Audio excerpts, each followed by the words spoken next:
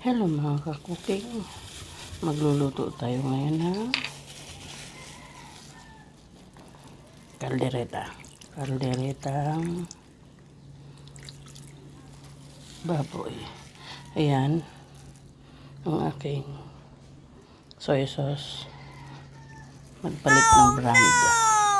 Naglagay tayo dyan ng soy sauce, tansya-tansya lang. Tapos lalagyan natin ng, i-marinate na natin siya para mamaya malambot na. Paminta.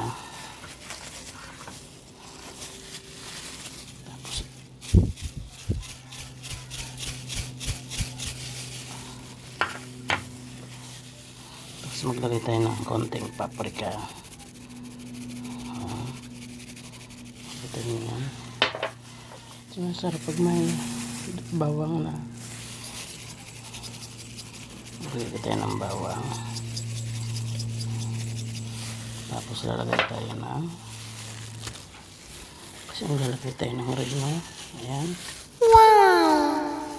Ayan. Tapos lalagay tayo ng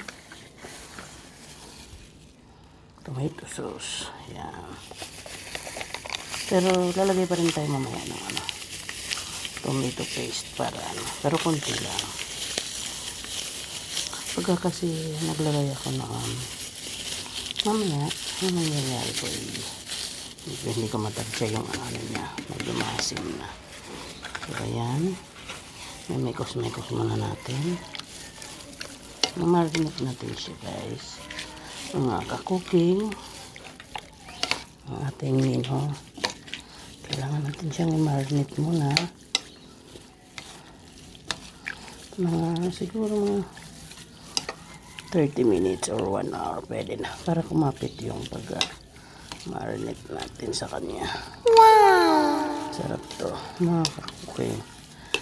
Kaya malalaki yung pagkakahiwa ko kasi gusto ko sa kaldereta, ayoko ng buto. Gusto ko yung asim kasi malaman siya, hindi siya mabuto. Kanya-kanyang naman po tayo version. Pakiramdam ko po siya ay medyo kulang sa paminta. Masarap kasi pag maraming paminta, mga kakuking. Gusto ko madami. Ganyan lang po muna. Marinate lang natin siya. Sa akin yung marinate ko to mga 1 hour. Ayan. Para nanonood yung kanyang marinate yan. Marinate natin siya mga kakuking. Wow!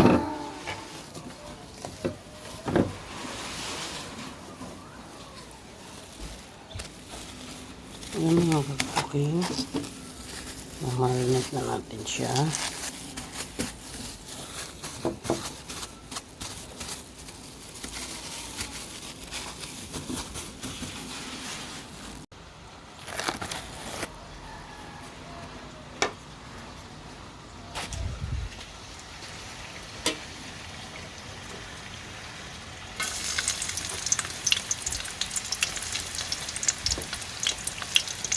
Ayan na yung binabad ko kanina, minarinate ko kanina na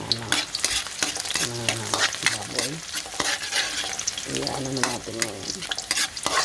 Medyo matagal-tagal. Ilang oras. Marinyan pang 4 hours. Kasi mga kakuking, kanina ko pa yun minarinate.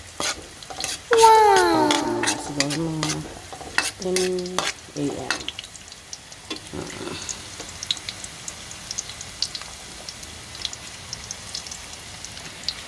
Kaya, ngayon, lulutuin na natin mga kakuking.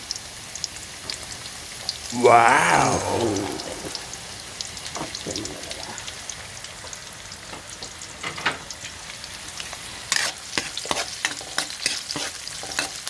Sa mga hindi kumakain ng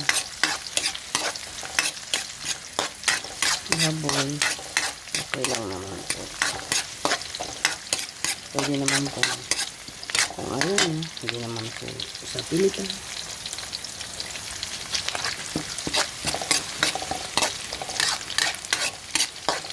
Ayan na siya. Ito yung ating minarinate na baboy kanina. Ayan. Ilalagay na natin to.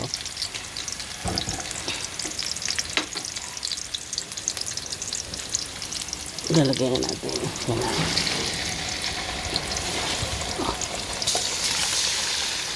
Yan. Yan na siya mga ka-cooking. Diba? Ano na siya? Talagang maganda pagka-marinate. Medyo madami ito mga ka-cooking kasi.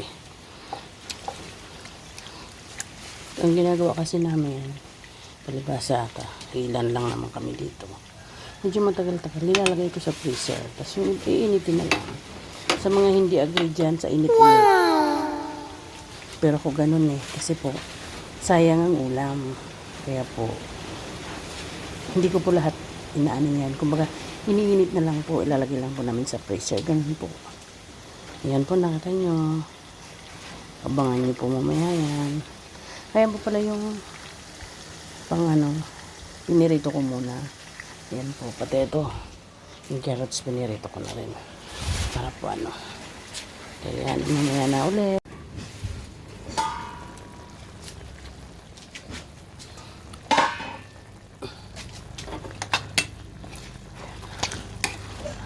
Okay. Ito na siya.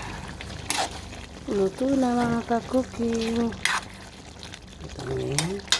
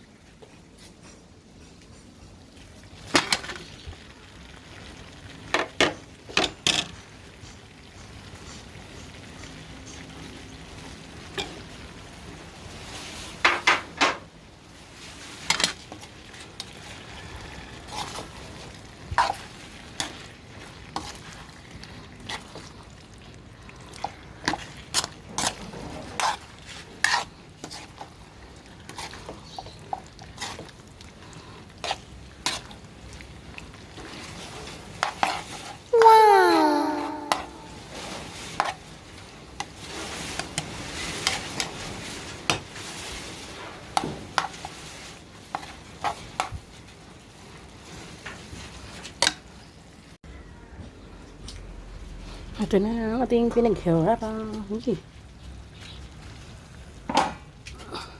Naku po. Ang pa-high blood ito. Pero masarap siya. Kakain tayo. Diba? Sabi nga eh.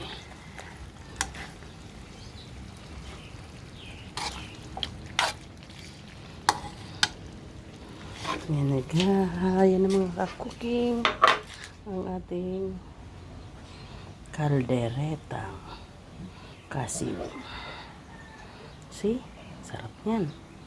Taob na naman ng mga isang kalderong kanin. Kita nyo yun. Thank you for